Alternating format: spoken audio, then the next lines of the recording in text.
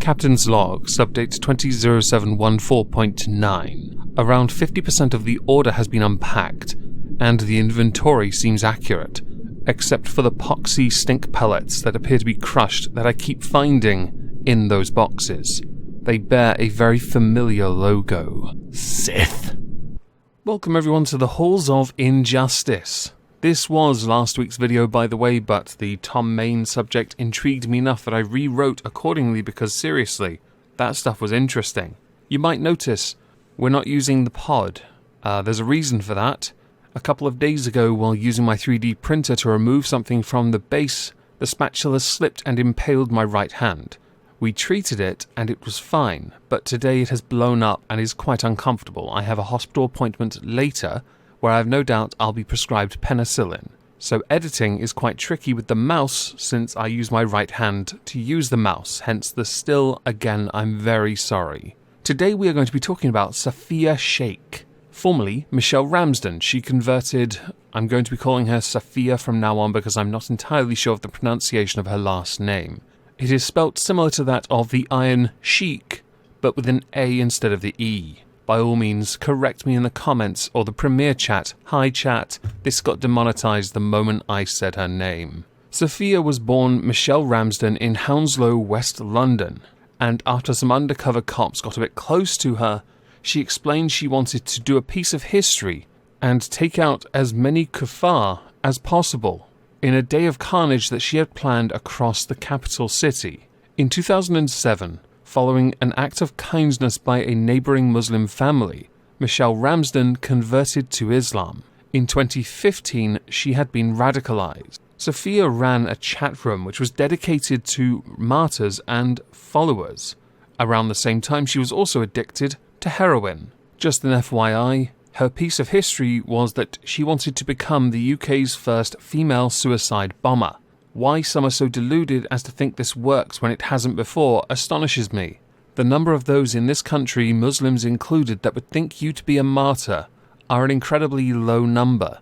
The rest of the United Kingdom would think you're a rat who didn't have the balls to take accountability for their actions.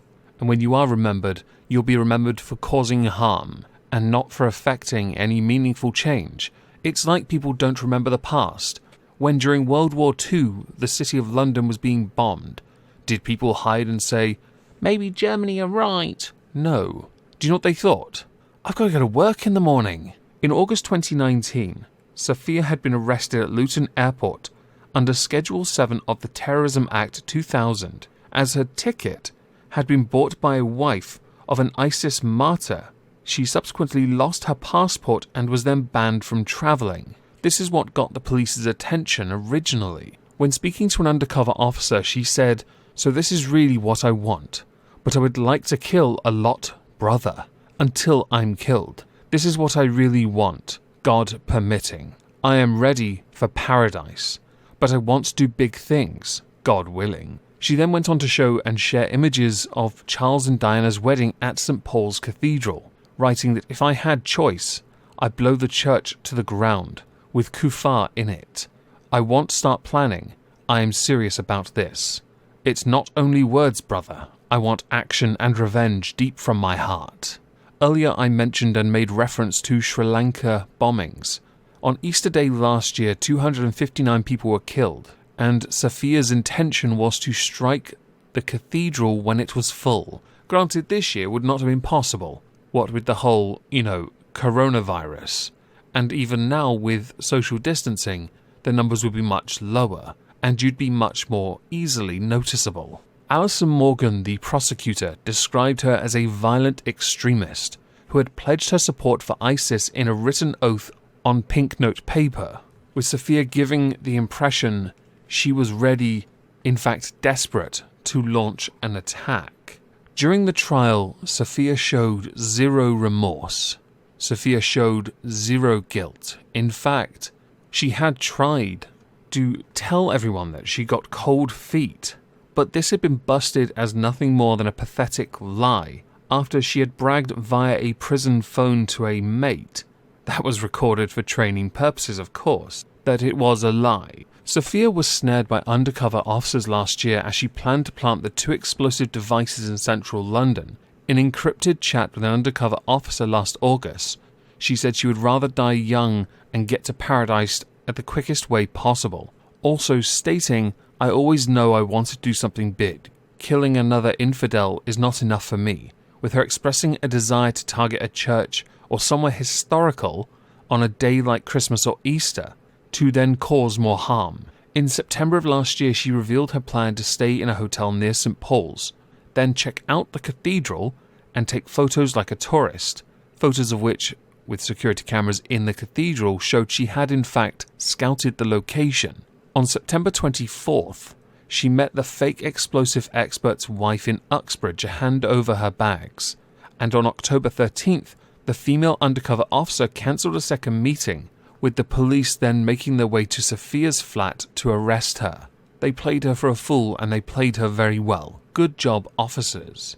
To go back to when Saffiya said she had cold feet, she had told the police that the reason why she didn't turn up on the day was that she was doing drugs, with her saying she would have arranged another appointment with them. That day she just didn't wake up in time, and that is the truth. Yes, she's quite the truth-teller, as you can all tell. Saffiya pled guilty to preparing acts of terrorism and disseminating terrorist publications. But I'll be honest with you, it did her no favours whatsoever. Her defending lawyer Ben Newton described her life as one of pain and loneliness, and that she suffered a truly traumatic childhood, and that she didn't want to blow up a church of people, she just wanted friends. Does this stuff actually work? Commander Richard Smith, who is the head of counter-terrorism at Scotland Yard, said Saffiya was clearly dangerous.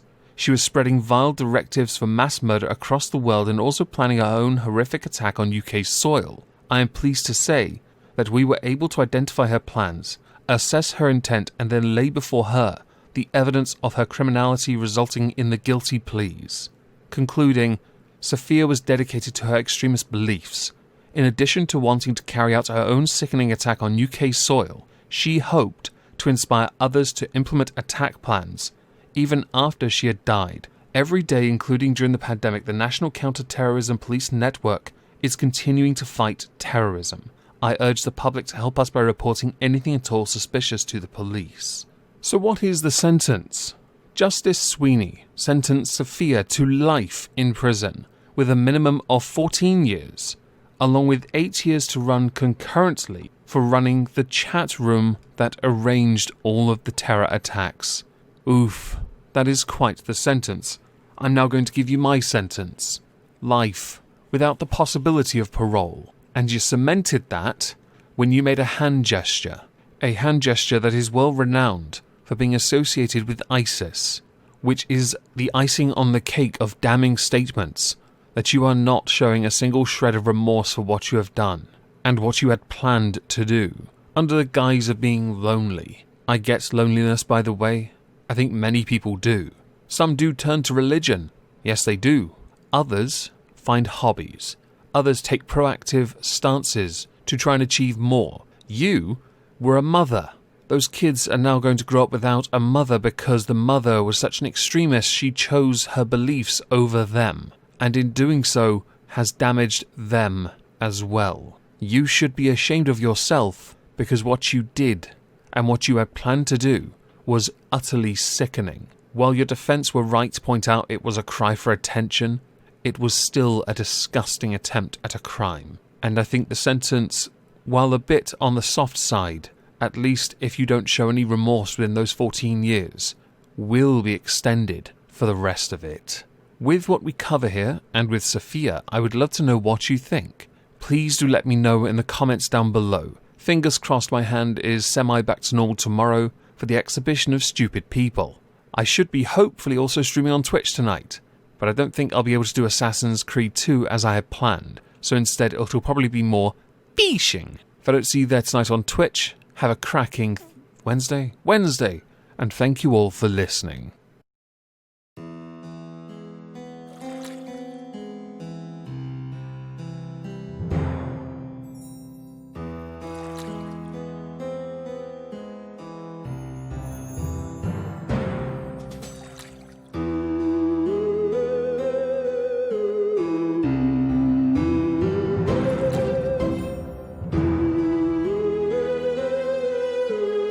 you.